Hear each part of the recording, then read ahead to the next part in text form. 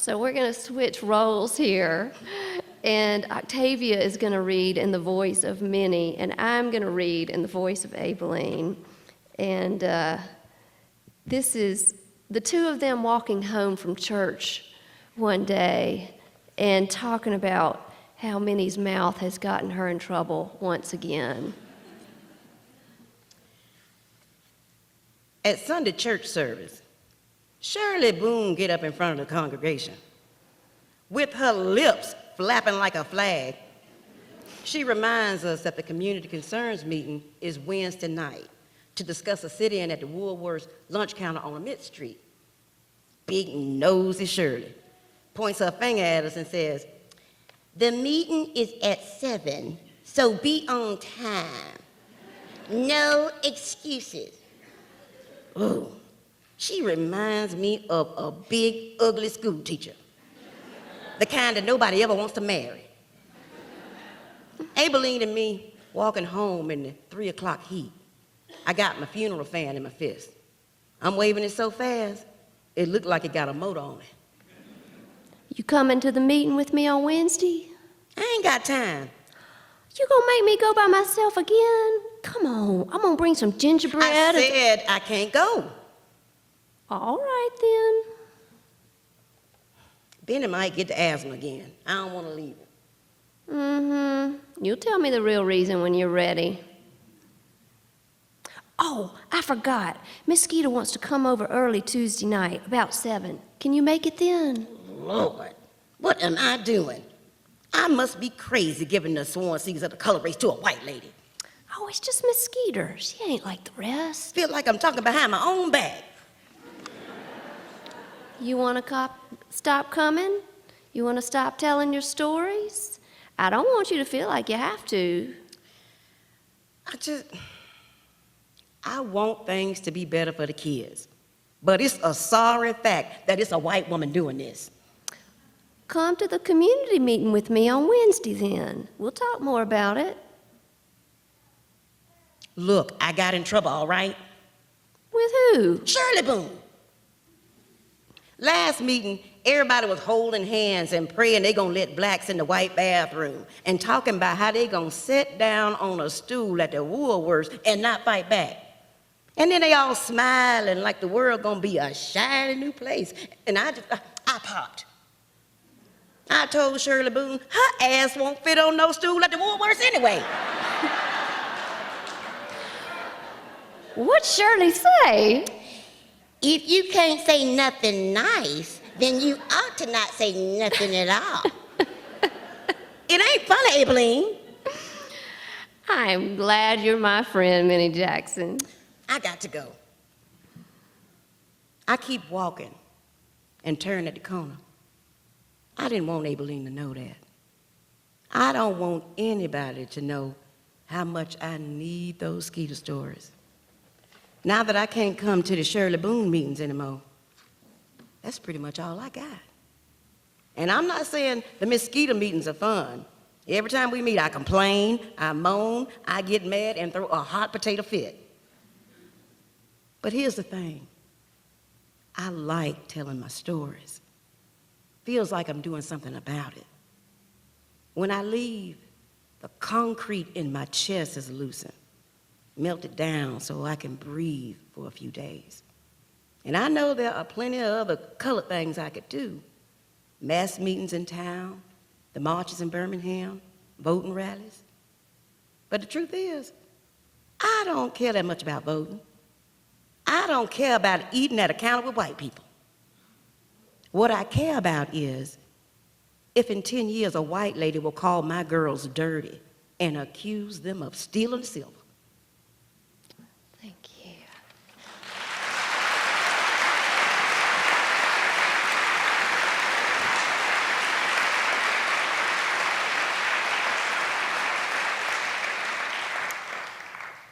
Before I was born, my great-great-great Aunt Carrie hired a second cook to assist the first cook because she was so afraid her first cook would die and take all the recipes with her.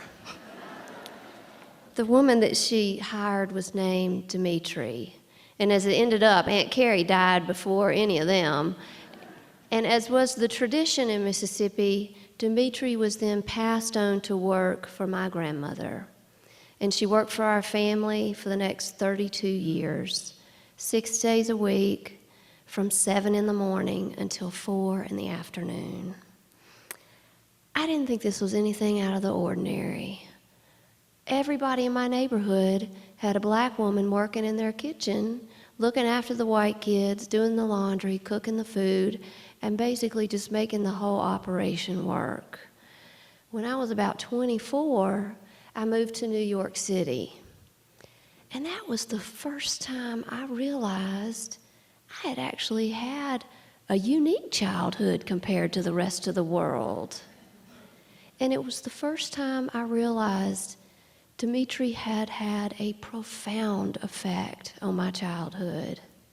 She went out of her way to make sure that I knew I felt like I was important, I was worth something, and I was beautiful. What an incredible gift to give a child, and goes so far beyond what a paycheck can cover. We're going to read one more scene tonight, and this is in the voice of Skeeter. Skeeter grew up with a maid named Constantine who also had a profound effect on her life. The first time I was ever called ugly, I was 13. It was a rich friend of my brother Carlton's over to shoot guns in the field. Constantine found me crying in the kitchen. Why are you crying, girl? I told her what the boy had called me with tears streaming down my face. Now you look at here, Skeeter. Ugly live up on the inside. Ugly be a hurtful, mean person. Is you one of them people? I don't think so. Constantine sat down next to me at the kitchen table, and I heard the cracking of her swollen joints. She pressed her thumb hard in the palm of my hand, something we both knew meant, listen, you listen to me. Every morning until you dead in the ground, you're going to have to make this decision. You're going to have to ask yourself, am I going to believe what them fools say about me today? She kept her thumb pressed hard in my hand, and I nodded that I understood. I was just smart enough to realize that for her, she meant white people. And even though I still felt miserable and knew that I was, most likely, ugly, it was the first time she ever talked to me like I was something besides my mother's white child. All my life I've been told what to believe about politics, coloreds, being a girl. But with Constantine's thumb pressed in my hand, I realized I actually had a choice in what I could believe. By 16, I wasn't just not pretty, I was painfully tall. The kind of tall that puts a girl in the back row of class pictures with the boys. The kind of tall where your mother spends her nights taking down hems, yanking at sweater sleeves, flattening your hair for dances you hadn't even been asked to. Finally pressing the top of your head as if she could shrink you back to the years when she had to remind you to stand up straight. By the time I was 17, Mother would rather I suffered from apoplectic diarrhea than stand up straight. She was 5'4" and first runner-up to Miss South Carolina. She decided there was only one thing to do in a case like mine. Mrs. Charlotte Phelan's Guide to Husband Hunting, rule number 1. A pretty petite girl should accentuate with makeup and good posture. A tall, plain one with a trust fund.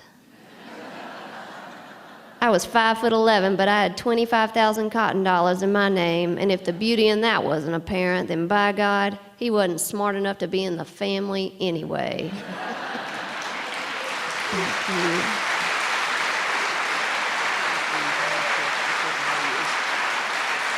Thank you.